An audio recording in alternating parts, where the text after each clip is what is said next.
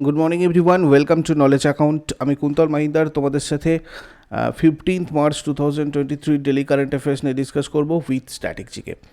দেখো, তোমরা আমাদের মান্থলি কারেন্ট অ্যাফেয়ার্সের পিডিএফ বা ইয়ারলি কারেন্ট অ্যাফেয়ার্সের পিডিএফগুলো ডেসক্রিপশন বক্সে মোস্ট পপুলার লিঙ্ক থেকে কালেক্ট করতে পারবে। এসএসসি এমটিএসের ফুল লেন্থ মক টেস্ট রয়েছে 19th মার্চ সানডে সকাল 8টা থেকে 1টার মধ্যে তোমরা এক্সামটা দিতে পারবে। আর কেপি কনস্টেবল প্রিলিমিনারির ফুল লেন্থ মক টেস্ট রয়েছে 100 নম্বরের 19th মার্চ, এটাও রবিবার সন্ধ্যাবেলা 6টা থেকে 9টার মধ্যে তোমরা এই এক্সামটা দিতে পারবে। যারা যারা নতুন রয়েছে তারা আমাদের টেলিগ্রাম চ্যানেলে জয়েন করে রাখো, যাতে করে তোমরা এই ফ্রি টেস্টটা অ্যাটেন্ড করতে পারো। ডাব্লিউবিপি কেপির জন্য যারা যারা প্রিপারেশান নিচ্ছ তারা পরাক্রম নামের এই স্পেশাল ব্যাচটাতে জয়েন করতে পারো। এখানে তোমাদের details class plus MCQ practice class already এটা চলছে। তো এটার জন্য তোমরা আমাদের হোয়াটসঅ্যাপ নাম্বারে যোগাযোগ করো, চ্যাট করে অথবা কল করে। আর যারা যারা শুধু প্র্যাকটিস ব্যাচের মানে এমসিকিউজ ব্যাচটাতে জয়েন করতে চাও তারাও এটাতে জয়েন করতে পারো, তাদের কাছে অপশান রয়েছে, তোমরাও এই নাম্বারটাতে যোগাযোগ করো। আর এসএসসি এমটিএস 2023-এর জন্য যারা প্রিপারেশান নিচ্ছ তারা প্রগতিতে জয়েন করতে পারো। দেখো, আজকে প্রথম প্রশ্নটাই খুব গুরুত্বপূর্ণ একটা প্রশ্ন। প্রধানমন্ত্রী নরেন্দ্র মোদী কোন রাজ্যে বিশ্বের দীর্ঘতম রেলওয়ে প্ল্যাটফর্মের উদ্বোধন করেছেন? দেখো, কর্ণাটক রাজ্যে রয়েছে আমাদের বিশ্বের দীর্ঘতম রেলওয়ে প্ল্যাটফর্ম, যেটার নাম হচ্ছে হুব্বালি। কর্ণাটকের হুব্বালি শ্রী সিদ্ধারুধা রেলওয়ে স্টেশনে বিশ্বের দীর্ঘতম রেলওয়ে প্ল্যাটফর্মের উদ্বোধন করেছে প্রধানমন্ত্রী নরেন্দ্র মোদী। এর দৈর্ঘ্য 1507 মিটার। উত্তরপ্রদেশের গোরক্ষপুর এর আগে ছিল দীর্ঘতম, এখন উত্তরপ্রদেশ গোরক্ষপুর প্ল্যাটফর্মটা দ্বিতীয় দীর্ঘতম, যার দৈর্ঘ্য প্রায় 1366.33 মিটার। আর কেরালার কোল্লাম জাংশনের যে প্ল্যাটফর্ম সেটা হচ্ছে দৈর্ঘ্য মানে তৃতীয় দীর্ঘতম এটা, যেটার দৈর্ঘ্য 1180.5 মিটার। রেলওয়ে বোর্ডের চেয়ারম্যান আর সিইও অনিল কুমার লাহোতি রয়েছেন এখন। First chairman and CEO of railway board ছিলেন বিনোদ কুমার যাদব। ভারতীয় রেলমন্ত্রী পদে নিযুক্ত রয়েছেন এখন বর্তমানে অশ্বিনী বৈষ্ণব। এখানে দেখো, আমরা বেশ কিছু ইনফরমেশান এখান থেকে দেখে নেব। যেমন 1853 সালের 16ই এপ্রিল বোম্বাইয়ের বোরি বন্দর থেকে থানের মধ্যে প্রথম যাত্রীবাহী ট্রেন পরিষেবার সূচনা ঘটে। সাহিব, সিন্ধ আর সুলতান নামে 3টে লোকোমোটিভ কর্তৃক চালিত এই রেল পরিষেবা 34 কিলোমিটার পথে চালু হয়েছিল। চিত্তরঞ্জন রেলওয়ে ইঞ্জিন কারখানা কোথায় রয়েছে? এটা তোমার রয়েছে চিত্তরঞ্জন, পশ্চিমবঙ্গে। ডিজেল লোকোমোটিভ ওয়ার্কস রয়েছে বারাণসীতে, উত্তরপ্রদেশের। ডিজেল লোকো মডার্নাইজিং ওয়ার্কস রয়েছে Patiala, Punjab. Integral coach factory রয়েছে Chennai, Tamil Nadu. Rail coach factory রয়েছে Kapurthala, Punjab. Rail wheel factory রয়েছে Bengaluru, Karnataka.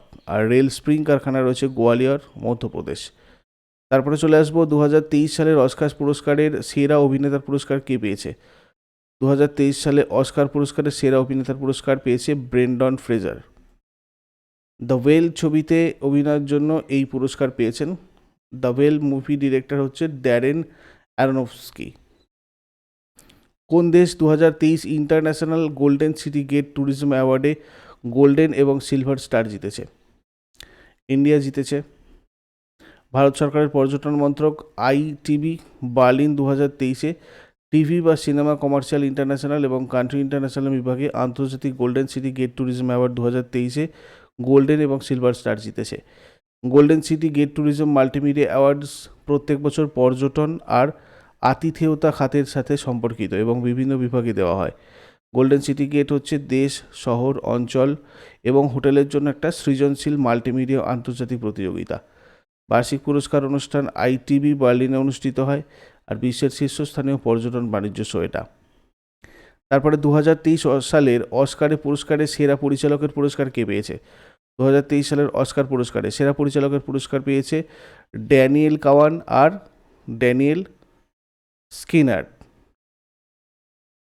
Everything everywhere all at once এই ছবিটার জন্য এই পুরস্কার পেয়েছেন এনারা।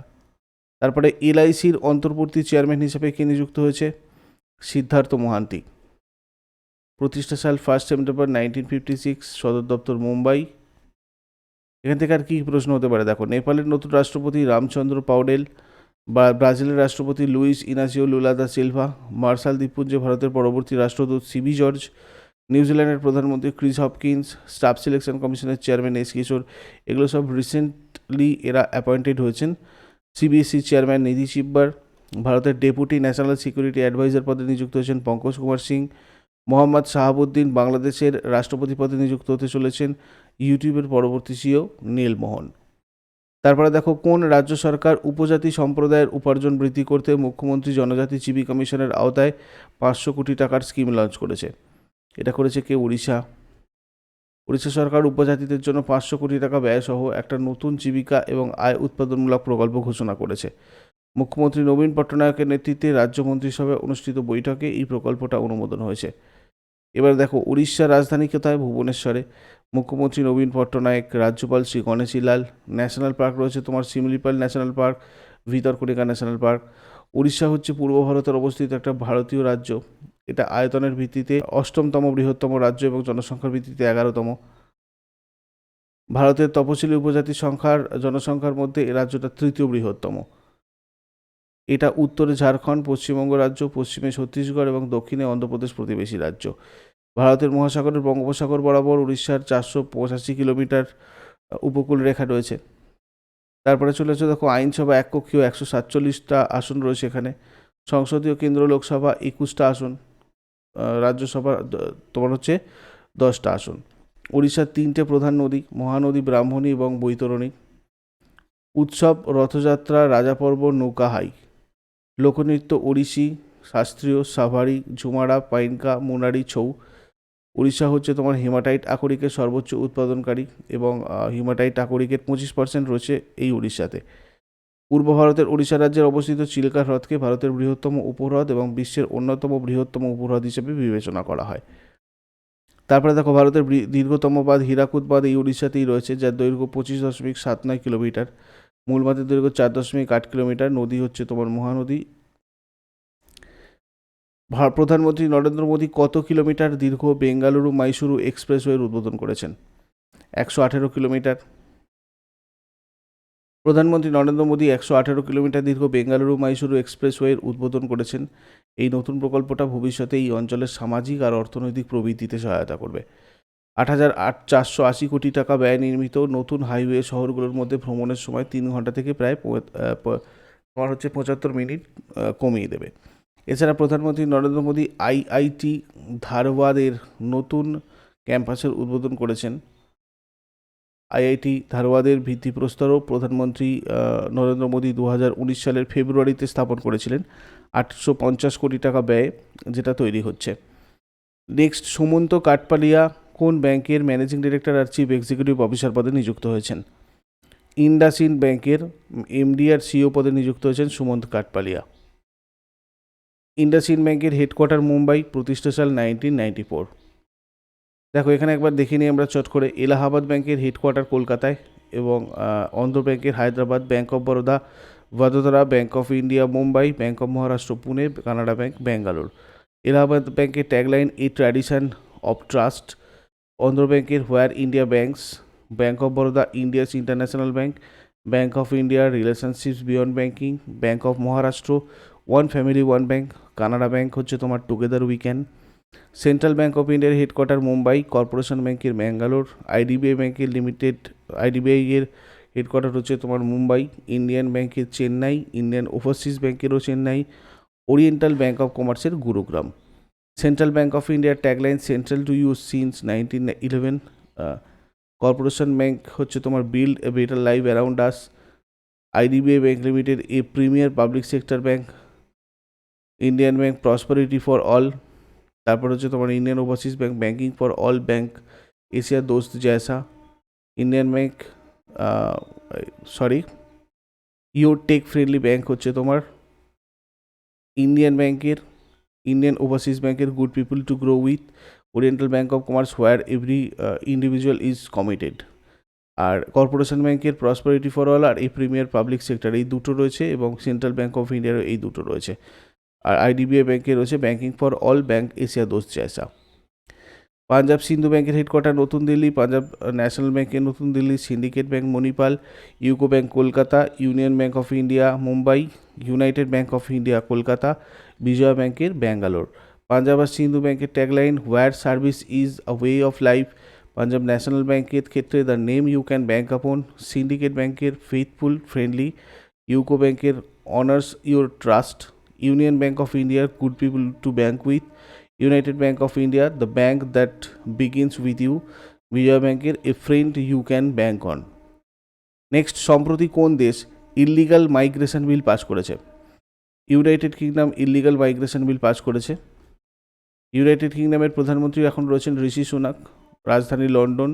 মুদ্রার সুবিধার্থে কোন ব্যাংক সেন্ট্রাল ওয়্যারহাউজিং কর্পোরেশনের সাথে মেমোরেন্ডাম অফ আন্ডারস্ট্যান্ডিং স্বাক্ষর করেছে? Punjab national bank.